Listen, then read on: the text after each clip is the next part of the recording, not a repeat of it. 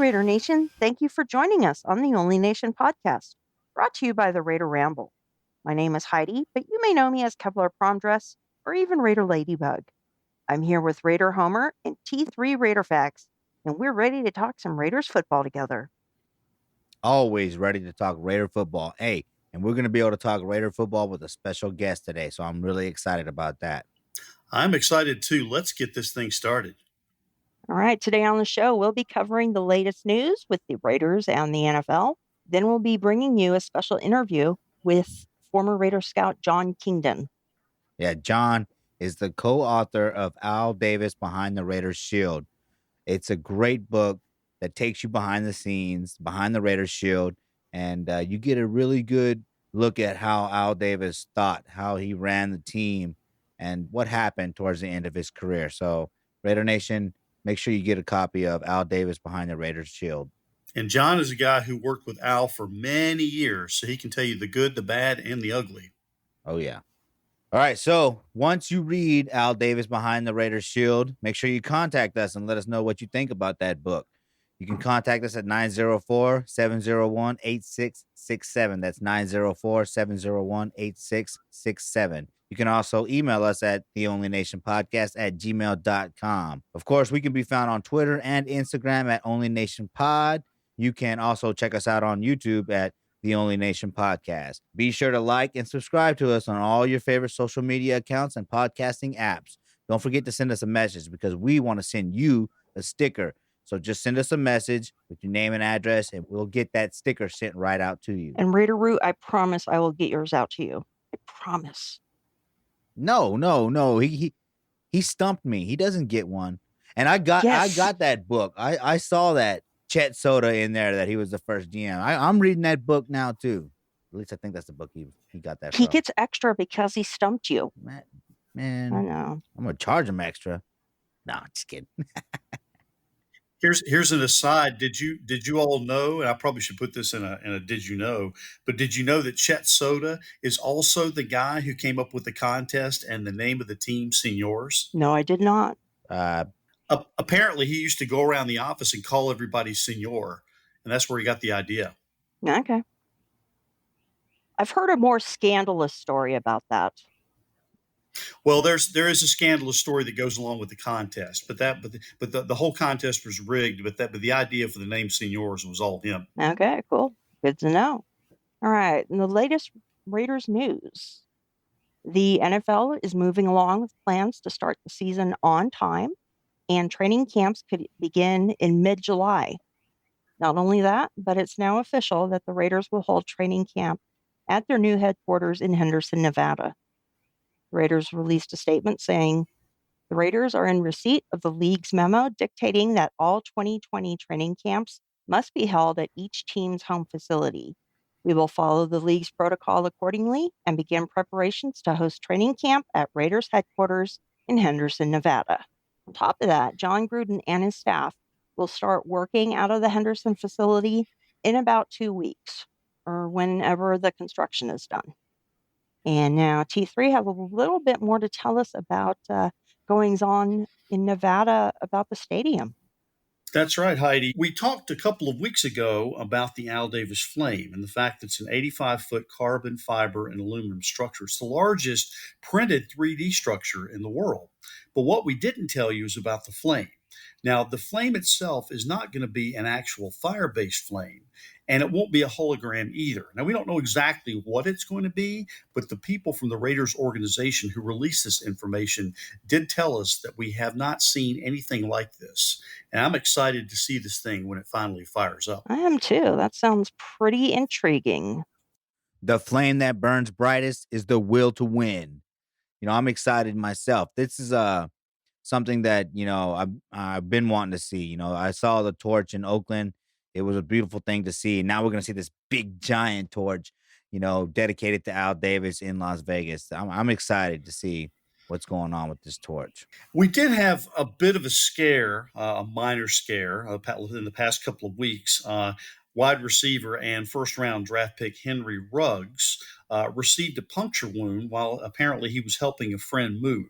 Now, the injury did not appear serious, and full recovery is expected. He's had to take a couple of days off. But again, it's something that you're always worried about when your first round draft pick and the person that we are looking to go long and really open up the vertical attack gets injured. But the thing that I want to know is, who is this friend who conned him into helping him move? And I'll tell you this, he better not come asking Henry Ruggs for a loan anytime soon, because that money is not coming. We've had to deal with so many wide receiver injuries. I'm just hoping that this is minor, as they say it is. Cause man, my heart sank when I saw this, and I'm like, come on, are you serious? After all the AB things all the stuff that AB did, and then Tyrell Williams hurting his feet. Like, man, we need our wide receivers to be available, especially Henry Ruggs. We cannot miss, in this draft, in any draft really, but it's, this draft right now, there's so much expectation and hope.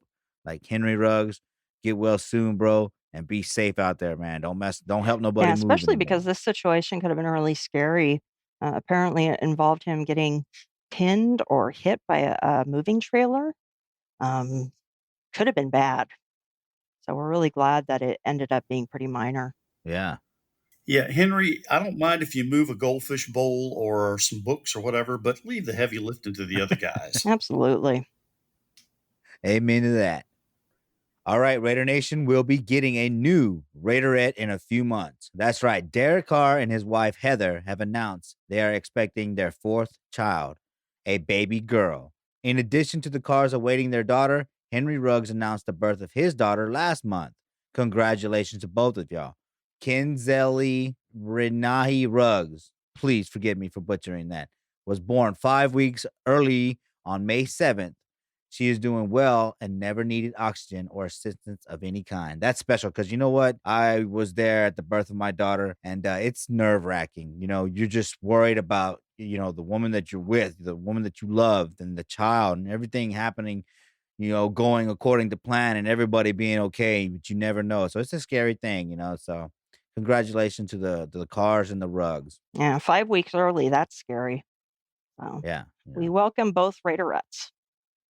Okay, and in the world today, there's been a lot of, well, it's been a mess. There's been a lot of things going on as far as riots, protests, racial unrest, and it's continued in our nation, and it's actually spread throughout the world. The NFL did have something to say this past week about how they handled the situation with the protesting for Black Lives Matter with the national anthem a few years ago. And T3 has some information on that, and also how some of the NFL players are getting involved in this movement for progress.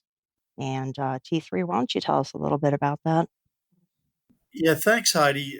Of course, our thoughts and prayers continue to go out to the families and all those involved in the center of this controversy. And recently, NFL Executive Vice President of Football Operations Troy Vincent, who is the highest ranking African American in the league office, was proud to see football stars use their platforms to push Commissioner Roger Goodell to say that the league's response to player protests was wrong.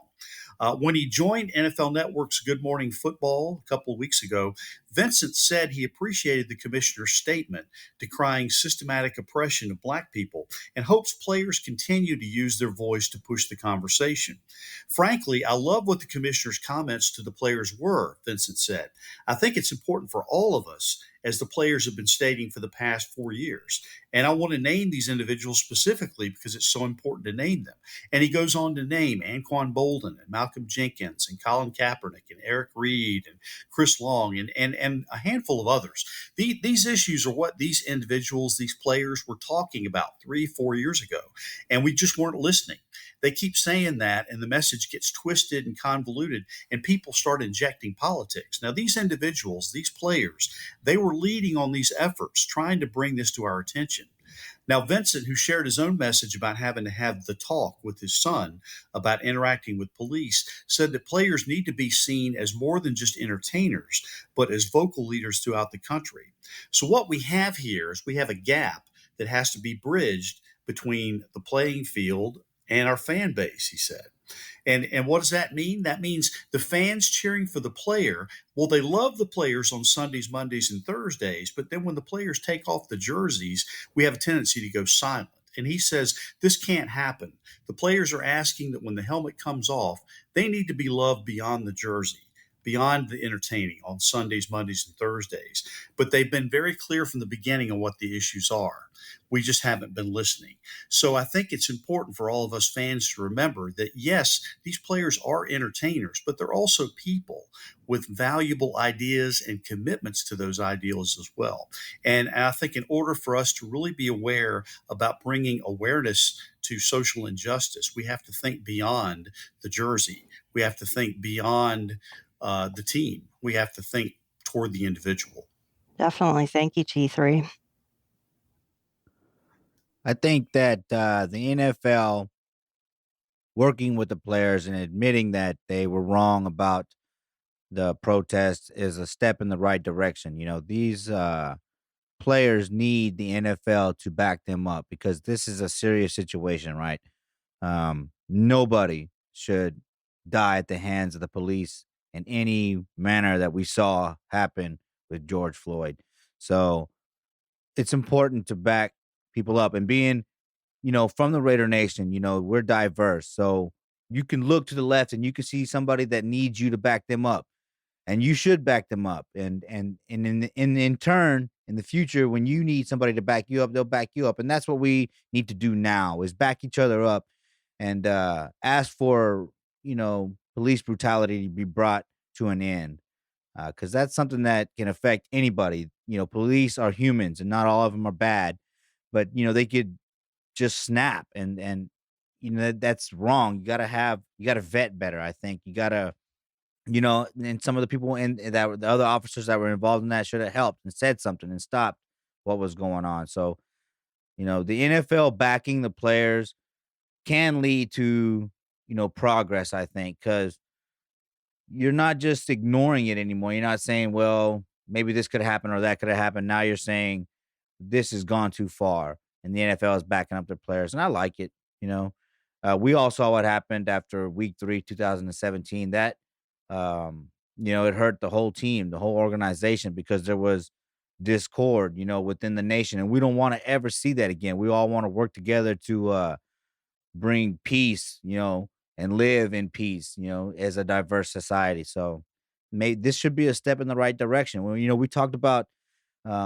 African American coaches and things like this. Well, and the need for the owners to open up their minds a little bit. So this is a step in the right direction, right? This kind of the Goodell, right, is the commissioner, but he works for the owners. So the owners are kind of okay with this. They're saying, hey, look, these guys are our employees. These guys are becoming, and Al Davis thought of his players as family. So, it's a step in the right direction. And hopefully the owners say, hey, we're not going to accept this anymore. This is a real issue. And that kind of makes change. So it could be a great thing, all of this, and we just need to stick together as a fan base, though, and not bicker with each other and not get upset and keep an open mind. That way we can have open conversations. And because sometimes you may not understand what somebody's going through, but all it takes is a little empathy and patience and the desire to learn what your fellow man is going through, So hopefully everything works out and we get back to football where uh, everybody just comes together and loves one thing. And that leads to this family environment we talk about in the Raider Nation. And that's what America needs. So, kudos to the NFL for admitting that they may have been wrong or admitting that they were wrong about the protest. Yeah, and one other thing too. Now, with Commissioner Goodell's public admission of the league's error in not listening to its players and the Black Lives Matter movement, following the release of several videos that featured a whole array of NFL stars calling for the league to change its previous stance. So the needle-moving social media post and then Goodell's subsequent response did spark a wide array of discourse over the past few days, and we've been involved in that and continue that on even as we speak.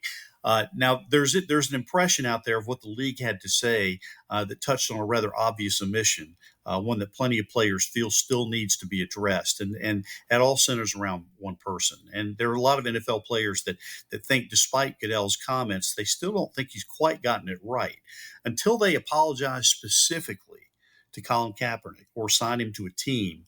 A lot of players think that he's not going to end up on the right side of history, and that the NFL will not either. So at the end of the day, they've listened to the players, they've donated money, they've created an Inspire Change platform. They've tried to do things up to a certain point. But all along, there's been one player in particular that they've ignored and kind of brushed under the rug and hoped he would go away and not have to mention his name. They just need to step up and acknowledge Colin Kaepernick. Well, Vincent did mention his name, though, correct? He did, yes. Yeah, but I think it would go a long way if Roger Goodell stood up there and said, "We apologize, Colin Kaepernick." I think really that's what they're looking for. And see, this ties into our interview for today. Jon Kingdon, he knew Al Davis well. He talked about Al Davis being a social egalitarian, right? So this is something that really resonates within the Raider Nation. So this is it's something that we can do as a nation, as a fan base. We can step up and lead in the movement to stay together and be united. Because that's what Al Davis would have done. I think that Al Davis would have been a strong supporter of this movement right now. Maybe he would have been ahead of the game a little bit, like he was, in the past. So it's interesting that we talked to Jon Kingdon today, and he talks about Al Davis being such a special person. So this kind of ties in, and I'm interested to see how everybody else likes this interview. All right, well, then why don't we go to that interview? Joining us today is a former Raider scout. He started with the Raiders as an intern in 1978 and stayed on with the organization until after the 2012 draft. He's written a book with Steve Corcoran and Bruce Kebrick called Al Davis Behind the Raider Shield: Untold Stories from Longtime Davis Confidants. I'm talking about Jon Kingdon. Thanks for joining us today, Jon. Thank you, Heidi. It's a pleasure to be here. I appreciate the opportunity to talk with such loyal Raider people. Well, we really appreciate you coming on with us. And why don't you tell us just a really quick overview of your book? Well, again, Bruce Kebrick and I were with the team for a long time. Bruce also started about 10 years before I did with the San Diego Chargers and Sid Gilman. So he had some stories that I wasn't aware of.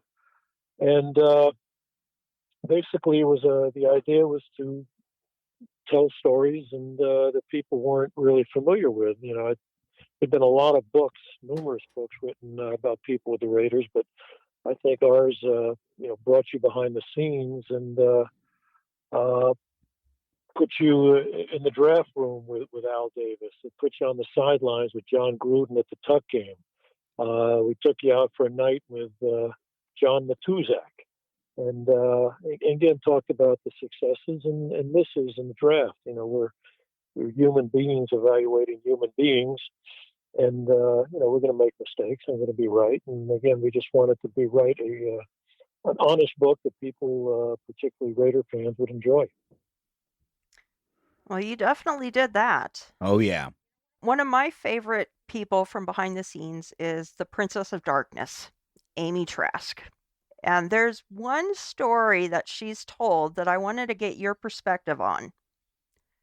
Back when John Gruden was first hired, there were two people that were vying for the position, John Gruden and Bill Belichick.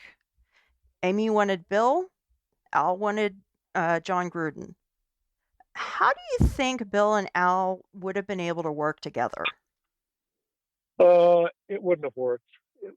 Just if you go back, I told a story in there about when John Madden had retired. I was driving Al somewhere, and earlier that year, when Darryl Stingley had that tragic injury, George Allen called up Al and asked if he could get someone to pick him up, George Allen, and take him over to see Darryl Stingley in the hospital. So that was actually my first year there. So Al says, "Take my car." He's a big Lincoln. And I picked up Coach Allen, took him down there, and he couldn't have been nicer. And he started selling himself to me because our job was open. Oh, I prepared. I could do this with the AFC West and do this. And I'm thinking, man, this guy still wants to coach. And then he asked me to get Al on the phone, and he started selling himself to Mr. Davis. And then he left. So anyway, a couple of months later, I was driving Al, and he just, he liked to talk. He said, well, guess who wants to be my head coach? And I looked at him. I said, George Allen. And he gave me a double take. He said, well, how'd you know that? And I kind of told him the story of how I'd run into him. I said, this guy still wants to coach. And then I just said, would you consider hiring him? He said, no, he and I could never work together. And I believe the same reason he could not have worked with Bill Belichick. They would have been battling constantly as to, who was in charge, that kind of thing. And I think that sort of helped John, that he wasn't aware that John Gruden was the John Gruden he was going to be. But he would not have hired Belichick, again, because this would have been, two strong people, and that's not what Al was looking for at that point. Okay, that makes sense. That's why I said it. Yeah, that makes a lot of sense. Well, I mean, I guess to follow up on that, right? Amy Trask has been quoted, saying that her and Al Davis would get into it. So what made Amy Trask be able to confront Al as to where he would maybe have had issues with the coach being like that? Well, Al was interesting. If you were in a group and you disagreed with him very strongly, you had to really kind of walk through a minefield, not come off very, very hard on it. But if you're one-on-one, I could say anything to him, basically one-on-one, obviously with a reason. And obviously Amy was in a lot of one-on-one situations, and he welcomed you, being absolutely honest. If you were absolutely opposed to what he was doing, could certainly bring it up in that situation. In the group situation, you have to be a little bit more diplomatic. He did not like to be shown up at all with other people around. And I made that mistake once and never made that again. Okay. All right. There was one thing that Al was known for. Well, many things, but this one thing in particular, he loved speed. This year, Henry Ruggs, he was the fastest player at the Combine. He ran a 4.27 40 time. My question is, would he have been the classic Al Davis pick, and would there have even been a discussion about it in the draft room? You go down the line, it became an obvious thing that he wanted the fastest guy, regardless sometimes of talent. So again, if you have a combination where the guy can run and he's talented, it certainly made it easier to kind of get behind him on that. Timmy Brown had a lot of speed, very, very talented, people like that. Fabian Washington was not a guy we had very high. It was a very fast cornerback. Traded up to get him, which we were opposed to that too. But he won, and obviously Darius Hayward Bay, a great, great kid. And we had him in the first round, but not as the seventh. We were telling him there's a lot of receivers that are going to go, and probably before he would, and we need to trade down, get the extra picks, and he just wouldn't do it. He would get very stubborn that way. But absolutely, speed was pretty much the exception that we could take a guy with a high pick. And I think the best example talked about was Marcus Allen, just a great, great player who we really liked. And in fact, another few times we made up a time for Marcus. Marcus actually ran a 4.75 40, which was, which is just not very fast. He had such ability to cut at full speed and great. He's such a complete, total player. And so we actually. We told him he ran 4.65, and got Mark drafted, and it turned out to be a great player. All right. If you had the power to go back in your 3+ decades with the organization and change Al's mind on one particular draft, which year would it be and why? Who would you pick differently? Well, I would say it would be the 91 draft, which we actually wrote about in the book. But the way our drafts would work, the scouting department, we would meet for about 10 days and put the whole draft together, just ourselves. And then we would meet for 2 weeks with Al and the coaches. And we would turn in exactly how we, would take the draft if we were running it. And in the 91 draft, we turned it in. Our number one quarterback was Brett Favre, and that we had in the first round. We had Todd Marinovich in the second round, and then we had a guy named Aeneas Williams. Was a defensive back out of Southern University. And in the end, Al took Marinovich over Favre and Aeneas and Nick Bell over Aeneas Williams. And with Favre and Aeneas Williams both making it into the Hall of Fame, I had to pick one draft, which really kind of, he just wouldn't listen to us, and that'd be a pretty good. And we took Rocket Ismail in the fourth. He was a good player. Nolan Harrison that year was pretty good too. Andrew Glover was a tight end in the 10th round, but those first two picks just really set us back a lot of years. Yeah, I don't even want to think about what could have happened, where we could be. Yeah, it's we have to just find as a scout, find the satisfaction that we were right, whatever that's worth. Yeah. The other draft pick, right, that involves a Green Bay quarterback was Aaron Rodgers, right? Like we could have had Aaron Rodgers also. We very much liked Aaron Rodgers, particularly we were taking, but Al again got caught up. Maybe in Washington, we turned it in. I think we had him in the third round, but was very fast. And Al was going to take him in the first round, and then he trades up, and we give away a fourth round pick. And that Al was a very impatient person. He was not going to wait 15 minutes with each of those picks. I think it was 3 picks. He was going to have to wait 45 minutes, and he just couldn't do it. I mean, he was not quite up to things when he did that. And the only satisfaction I got out of that was we had traded right ahead of Green Bay. Green Bay was going to take Aaron Rodgers, and I was friends with a scout on their team, and we talk about what happened after the draft. And first of all, he said, "Why the heck would you guys trade up to get Fabian Washington?" I said, "Oh, this is our place." But I said, the one thing is you scared the hell out of us because when you guys traded up, we were sure you were going to take Aaron Rodgers. So up until we took Fabian, we put the fear of God in Green Bay on that pick. That's a little comfort. That would have been one heck of a pick right there. That could have done some good things for us. And I think, John, you all even mentioned in the book that you all had Aaron Rodgers rated even higher than Alex Smith, who was drafted number 1 in that draft. Yeah, no, and that's not to say that we would have, taken him not quite that high.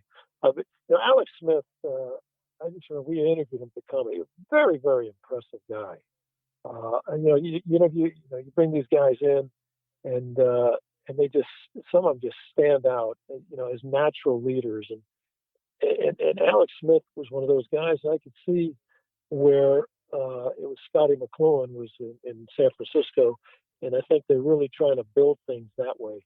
But, he didn't have great arm strength and such, but he was just a very solid quarterback with great character and all that. And I think in the end, the pick has sort of borne itself out. I mean, he's been a very, very fine player. And then when they moved him out of San Francisco and he went to Kansas City and played very well. And then he was doing well in Washington until he had that truly horrendous knee injury. And he's still trying to come back. But yeah, no, we had Aaron Rodgers, but we didn't. I don't believe we had him quite in the top 10. Like in retrospect, he certainly should have gone. I'm going to hand this over. I believe Tom has a couple questions for you. T3. Thank you, John. First of all, thanks again for coming in. Now we know that Al was well known for taking players and converting them to other positions, and he did this time and again throughout his tenure. What's a really good example that you can recall where Al had designs on a certain player or how to use a certain player where he saw something that nobody else did? Well, it's kind of a funny one was Darryl Green. This is before the combine and such, but he was a great player and great speed. But you really didn't get, it was tough to get film back then and such, but we really liked him a lot. And Al loved Darryl Green. And, he goes into the Hall of Fame as a cornerback. But Al, always said, you know what, I was going to make that guy a wide receiver. He was always looking to find another Cliff Branch, and that was going to be Darryl Green. And, not a lot of people knew that. Every so often, Al would mention that. When he got in the Hall of Fame, he said, "Yeah, show how stupid I was. I wanted to make him receiver." But a lot of it was bringing guys in that weren't successful at other positions. So I'll catch you off the top of my head. Derek Ramsey was a quarterback at the University of Kentucky. He was like 6'5", really good athlete, really good basketball player, and was a very successful quarterback. And we drafted Derek, and he turned out to be a very fine tight end for the Raiders. But he loved to bring guys in and put them at different positions. Tight end seemed to be a position he loved to convert guys. Trey Junkin was a linebacker. He made a tight end. He was, did a lot of things with us till he, had suffered a knee injury. But I think the best one was Ethan Horton. If you remember, Ethan Horton came out of the University of North Carolina. He was a very fine running back, like 6'3". And the Chiefs took him with a fairly high pick in the first round. And it just didn't work out well at all. And whatever, and he was on the road. And we signed him. And it's kind of a funny story because he thought he was going to be a really good tight end. So Terry Rubisky was the offensive coordinator and the tight end coach at the time. And, and Al was excited about Ethan's potential. And this is during the off season. And so Al calls up Terry, who's coaching with the Jaguars now. But he calls up Terry and says, "Did you work out Ethan this morning?" Well, we had meetings, with the coaches. He worked out with the strength coach. I didn't get to work out with the tight. And Al just starts blistering. "I can't believe you didn't work him out." Blah, blah, blah, blah, blah, and went on and on and on.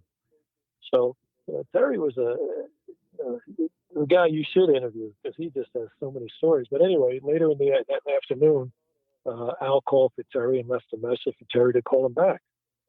Well, Terry didn't call him back, and the next day Al called Terry and said to Terry, "Did you get a message to call me yesterday?" He said, "Yeah, I did." He said, "Why didn't you call me?" He said, "Boss, I can only take being MF by you once a day." And so I said, "Well, what do you say?" He says, "Okay." That's pretty. But the other one that was a truly great conversion was Todd Christensen, who was a fullback that came out of BYU, was drafted by the Cowboys, and then they cut him. He went to the Giants, and they cut him, and we got him. He turned out to be just a fabulous tight end. He wasn't the best blocker in the world, but as an offensive threat, he was fabulous. And just a wonderful guy. He was really fun to talk to one-on-one, and he really loved sports. And he died, had some weird, I don't know if it was a heart attack or whatever, but just died at a lot younger than he should have. And it's one of those that I really miss. But the tight end position was one that he really, again, liked to convert people over to. Matt Millen was a pretty good conversion also, right? From defensive tackle to linebacker. Well, actually, that's probably the second one that's pretty good that way. You can actually start, if you go way back, the original number 55 was Dan Connors. Poor Danny just passed away a few months ago as well. Had some stroke. He was in his late 70s, and a really good guy and a wonderful player, a very funny guy, and he scouted for us for a number of years. But he was a defensive lineman at the University of Miami, and he was a very, very fine middle linebacker for us for many years. And then, the year we took Matt, which was 1980, Monty Johnson had been our middle linebacker. And Monty was not the toughest guy. He had, moved around. It was okay. But we needed a big square guy inside, and then which Matt was. And then Matt was just an amazing leader, just stepping in right as a rookie. But that was another great conversion switch. They didn't always work. I'll give you one that we sort of we had a linebacker, Aaron Wallace, that we had drafted. I'm sorry, he was a defensive end at Texas A&M, and we really liked him as an end. And we brought him in as a rookie. He got 10 sacks as a rookie, which is a great thing to great feat as a rookie. But Al said, "I'm going to make him a linebacker. He's going to get bored at end." I said, "What's so boring about getting?" In fact, Bruce was the one that's kind of. He said, "What's so boring about getting sacks?" "Oh no!" And he moved him to linebacker. He's kind of an average linebacker, but would have been, I think, a great defensive end. So sometimes you make go a little too far in changing positions. John, it's really interesting throughout the book. I kind of lament, along with everybody else, the ones that got away. This year, that year, for whatever reason, and the book talks about Albert Lewis and how he got away because he just wasn't fast enough, and how Darrell Green got away because he was just a bit too short for Al's liking. Now, at what point do you think Al started to really outsmart himself when it came to scouting talent? Was there one specific instance or year or even player when you really start to kind of scratch your head and be worried that things were really starting to go off the rails? Well, I think when I got there, again, it's been going on for 18 years, a long time before I got there. But when I got there, I always felt it was like, we're going to show the world that the Raiders were right and everyone else is wrong. And you can make mistakes, but everyone got behind it, and you were all on the same page and such. And then I think at some point, as Al kind of got older, and it was getting a little more difficult, it was like, I'm going to show everyone that I'm right and my department's wrong. I know these guys like this guy, but I'm going to take this guy. And when we had John there, at least we can get on the same page. Like Charles Woodson was the guy. Just give an example. He wanted to try. I think in his mind, anyone could draft Charles Woodson. But if we trade down, he wanted to trade down. I think it was get a guy named Trey Thomas and Bucky Jones, who both went later in the first round. But the room stayed strong, and he kind of stormed out of the room. And our turn came to pick, and we took Woodson out of the room. So he got awfully. I think it just if you go back in the draft, long before I was there were picks that we made. Mark Wilson, and he had a lot of success with guys. Raymond Chester, a lot of teams didn't even have Raymond Chester on the board. That's going back to 1970. But like Eldridge Dickey, taking Eldridge Dickey over Ken Stabler. Now that was before I was there. But I think he liked the idea of taking, being the first guy to take an African American quarterback in the first round, and then obviously with Jamarcus. Now, Jamarcus is a little different. Jamarcus was incredibly talented, but see, the problem with Jamarcus is, we told him this is a guy at LSU that they had to have someone wake him up in the morning, have someone take him to class, having someone get to practice, and do things like that. And it could be a problem, if he gets here. Now, if he was a player with a lot of pride and, really wanted to be great, he could have been unbelievably great. But, when he got $30 million, whatever incentive he had to be good, just flew right out the window. Again, you go back, Bob Bukowski, that was a kind of a crazy pick. So, that mixes throughout. But I think towards the end, it was, particularly at the end, I'm going to, you guys are off. I'm going to show you I'm right. And, Todd Heap, we wanted Todd Heap, great tight end. And he had signed Roland Williams as a free agent tight end. And, we ended up drafting Derek Gibson instead of Todd Heap, who had a great career with the Ravens. It's hard to put a finger on it. But again, towards the end, he got I think he just didn't have patience as maybe that he had in prior years.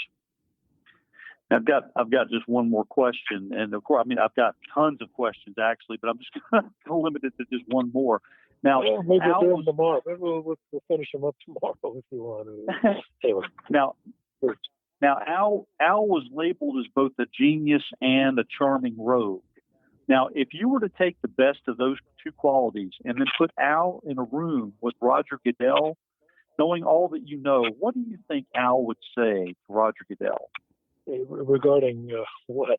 Either the current state of affairs or the fact that, like Goodell, Al was a person who was kind of vilified for lots of things he either did or didn't do. Is there any particular piece of advice you think he would give to Mr. Goodell about how he comports himself, how he does business, and just how he holds himself in regard to everybody else?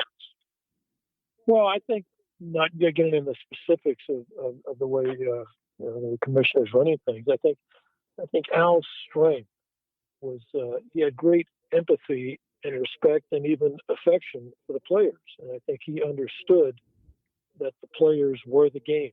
Without the players, the game is just not as not as good as it was, not as good as it could be. And I think the players really very much appreciated that with Al.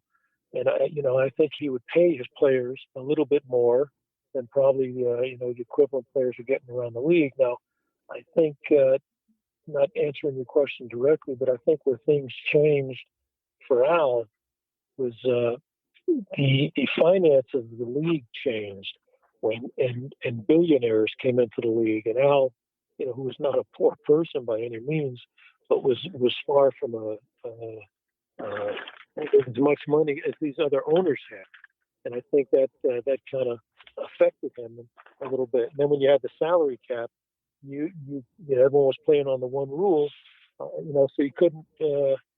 With the amount of money you could spend, he was his hands got tied a little bit in that way. So I think those two factors, kind of changed a little bit. But, as to be charming, the players loved him because, the thing that Al did more than any other owner is he worked harder. Al was a very intelligent man. He liked to be called a genius.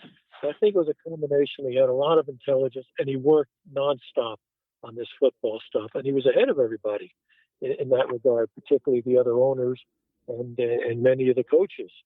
So I think that really was how he handled things. I think he saw the big picture when people weren't able to see it. And getting back to the charming aspect, when Bo Jackson, the Culverhouse, drove him into baseball. And he said, "Oh, I'm not going to play football at all." And Al drafted Bo the next year when nobody else would. And and Al talked to Bo and say, "Look, play baseball as long as you want. When you're ready to come in, come on in." And he won Bo over. And up until that unfortunate hip injury, Bo loved being a Raider. He loved Al, and for the most part, the players always spoke glowingly about Al and their relationship with him. So I don't know if I quite answered the question, but I hope I kind of addressed it a little bit at least. No, thanks very much. And I'm going to go ahead and turn it now over to Homer. Well, thank you. Yes, Jon, thank you for coming on the Only Nation podcast. I really appreciate it. It's great to hear all these great stories about Al Davis and read Al Davis behind the Raiders shield and learn all that we did about Al Davis. But my focus in this interview is Mark Davis's legacy compared to Al Davis's legacy, right? Those are some big shoes to fill. Mark has, an uphill climb. But I think he's going in the right direction, because once Mark took over the team, he went to John Madden to seek counsel and then hired Reggie McKenzie, who played for the Raiders and worked for Ron Wolf. And towards the end of Al's career, there were a lot of Raider fans that wanted Al to hire a GM, so much so that they bought a billboard asking Al to hire a GM. And as a result of Mark's first move as an owner, Reggie helped build a team that ended the playoff drought in 2016. Next to getting a new stadium, this is Mark's greatest move so far, in my opinion, because Al controlled the roster and sometimes made decisions that hurt the team. Now, you stayed through 2012 to help with the draft. And even though Mark Davis hiring Reggie McKenzie eventually led to you no longer being with the team, do you think that Mark did right by not trying to control the roster as Al did? Well, I think, yes, I'll answer yes and no to that. I think Mark has always said that he knows what he doesn't know. And the fact is he was very, very much uninvolved with the team. And he didn't have the ability to run the team and personnel and things like that. Now, I'm not a big fan of Reggie. I think I think he had a winning percentage of 35%, which wasn't very good. And he did have the 1 year.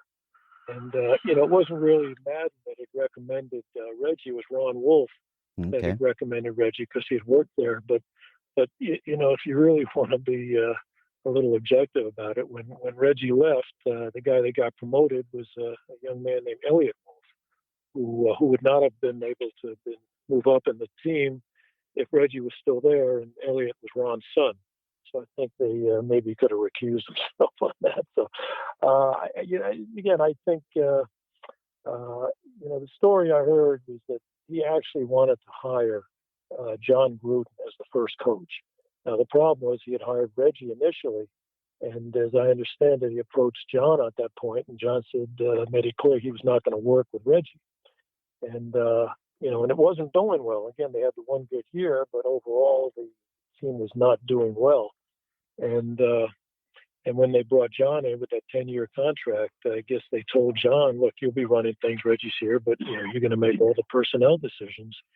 And then, and then Reggie left soon afterwards. And I remember Greg Papa has a show out here, and I heard him talking about it, and he said that was never going to work. But Jon's got all the energy in the world, and Reggie takes him 10 minutes to get out of his chair. So I mean, but I think with the major mistake that Reggie made, a lot of his drafts weren't very good, but when he first got there, and everyone talks about the salary cap situation, and it was not a good salary cap situation. And what he did was he would sign, veteran free agents to their minimums, and they were going to be there and gone. I think where he really made his mistake was he should have gone very hard and worked very hard on signing the free agents, the rookie free agents, and take your shots. If you had 2, 3, or 4 of those over a period, you're sort of building your foundation for the team. But he had no success in that regard, and I think he actually set the organization back a couple of years now.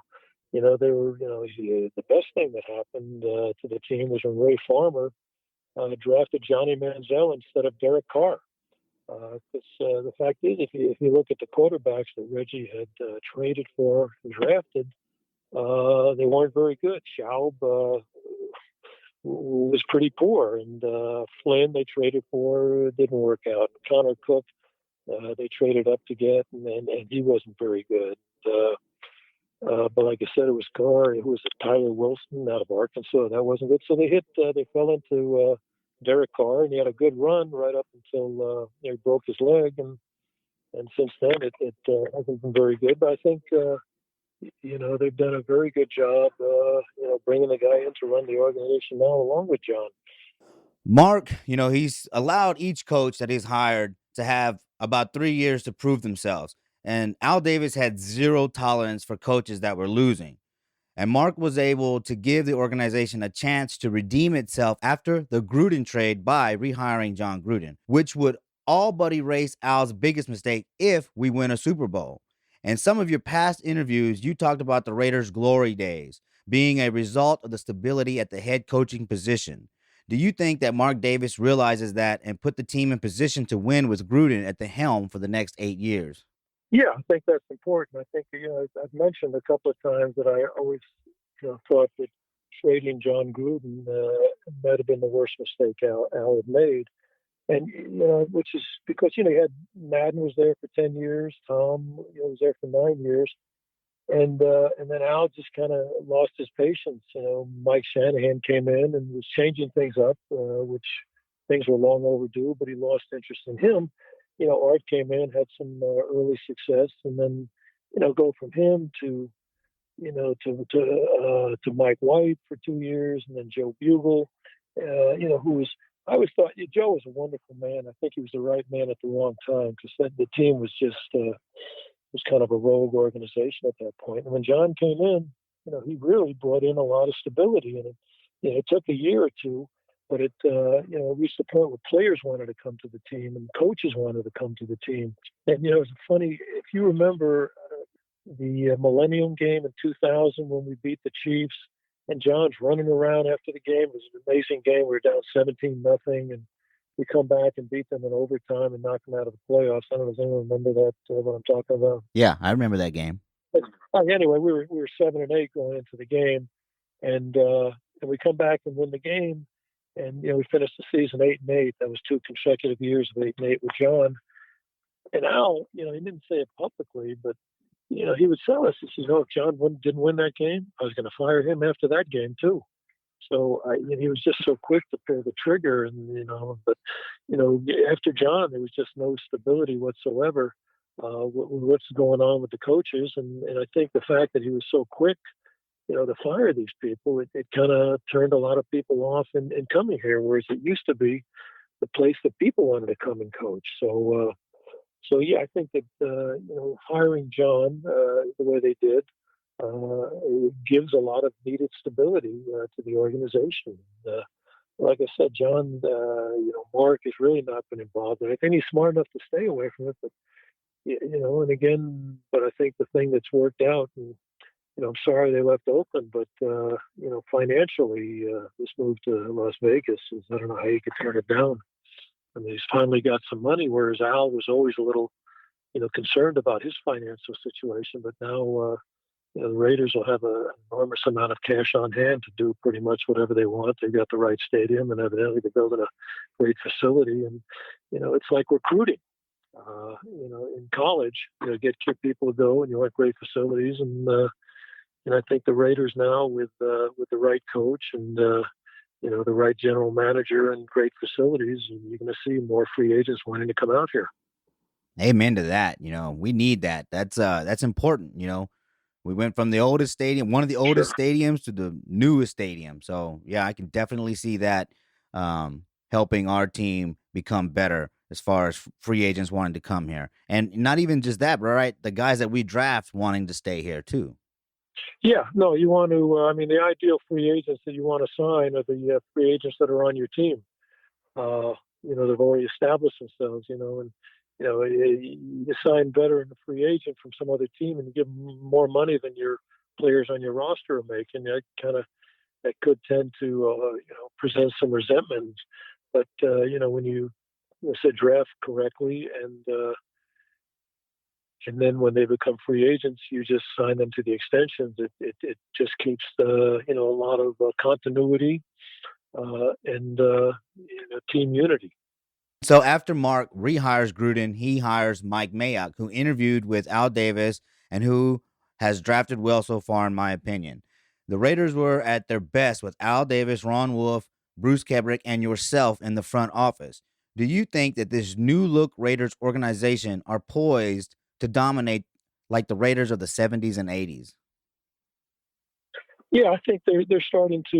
Obviously they've only been there for 3 years now. That first year, I don't think the draft turned out particularly well. Colton Miller, I think, would turn out to maybe the best player from that draft. But these last two drafts, again, they're having some success later on in the draft, which good departments will have. Last year with that Forster Moreau, the tight end, and Crosby, in the fourth round, and two guys in the fourth, and then Hunter Renfrow in the fifth. And that's really where the difference between a good draft and a great draft. And so far they've shown that. And I think the other thing that both of them are, Mayock and Gruden are on the same page, and they're working together where they, have a lot of confidence in each other. And, like I said, whereas, Jon did not work, wasn't going to work well at all with Reggie, I think Mayock puts in the same kind of effort and time and commitment that Jon does. So they're all on the same page, and they're able to avoid any conflicts and tension within the organization. Did Al ever talk to you about hiring Mike Mayock? No, in fact, I didn't even know he had come in. I think again, I was mostly in college scouting, and I think I guess he had brought him in about talked to him about being a pro guy. But no, I never. That never came up with me and Al. Okay. All right. So you were with the team when Al Davis moved the Raiders to Los Angeles. Do you think that Al Davis would have been fine with the move to Las Vegas since he always wanted a new stadium? He loved Las Vegas, and he I got to be very, very good friends with David Hum, who passed away about 2 years ago. He had an amazing battle with MS, and we got to be very close. But he loved Al, and he used to say that Al would he said, Mr. Davis would call me up. David, I'm coming in, pick me up, and we're going to drive around town. And David loved doing stuff, and he loved Las Vegas. I think he would have given some thought probably to it earlier, but for Las Vegas, before Al passed away, was it was a hands-off place with all the gambling and such that the league was very much opposed to having any connection. Now that the gambling has become sort of commonplace throughout the country. I think if Al was alive today, he would have made that move as well. So I think, yes, I think, and what they did with the stadium is it looks like an amazing facility. I was in Vegas for David Holmes' funeral, and the next year they named a scholarship after him at the Las Vegas Sports Hall of Fame. And so we drove around. It's an impressive structure. And I think my only question will be parking, but I'm sure that people are thinking about how they're going to handle that as well. So yeah, I think he would have. The way things have gone, I think Al would have been very happy to step into that situation now. Well, Jon, I'd like to thank you for coming on the Only Nation podcast. It's been a pleasure speaking with you. But before we let you go, can you please tell the Raider Nation how they can get a hold of Al Davis behind the Raider Shield? Well, I appreciate that. Thank you. It's available on Amazon. We got it on Kindle or Audible or the hardcover. And the guy who did the Audible did a very good job imitating Al's voice. And people told me that. But anyway, it's right on Amazon. Still book's still moving pretty well, and we had a lot of fun doing it. I like getting it out there. Just something else. Freddie Boletnikoff has a fundraiser in memory of his daughter, and they set up homes for teenagers. And they got the tournament coming up, and I just contacted his wife, and I told her, let's put the book in every one of the tea packages. I'd love to donate it that to them. But anyway, if people want to get it here and there and everywhere, it's right on Amazon, and they'll get it right to you. All right, sounds good. Thank you again for joining us, Jon. We really appreciate it. Well, it's my pleasure. It was great talking about it. It's nice to kind of look back and share stories, and some that most are in the book and some that weren't. And anytime you want to give me a call, I'd love to speak again. Yeah, Jon, thanks so much. And I told both Homer and Heidi, I have the Audible version, and I play it in my car all the time. And you're right, that the guy who does the narration does an excellent Al Davis, but he has a pretty good spot on impersonations as well. He does Warren Sapp very well. I've never met the guy. The guy heard we were doing a book. We contacted Steve Corcoran, and he sent some samples of his stuff and just said, "Look, I'm a big football fan. I love the Raiders, and I'd love to do the book." And it turned out he did a great job for us. I'm glad that you backed me up on that. Well, thanks so much. And again, anytime you want to talk about Raiders current or history, I'm always available. All right, that was a great interview. Thanks again to our listeners for joining us on the Only Nation podcast. Raider Nation, be sure to call in at 904-701-8667. 904-701-8667. We want to hear from y'all. This is a very trying times in the nation. And, give us a call. We'd love to hear from you. You can email us at theonlynationpodcast@gmail.com, or you can comment on Twitter and Instagram at Only Nation Pod. You can even comment on the YouTube channel, The Only Nation Podcast. Be sure to subscribe to that channel. We really appreciate that. And be sure to subscribe to all of our social media accounts. And you'll find us on a lot of podcasting apps as well. So don't forget to send us a message, right? We want to send you some stickers, but we need your address. So send us a message, send us your address, and we'll get you some stickers. Yeah, jump on the podcast and share with us your hope. And even as you do that through this whole trying situation, we're getting closer. Football's coming. Woohoo! All right, until next time, everyone, go Raiders. Go Raiders. Raiders.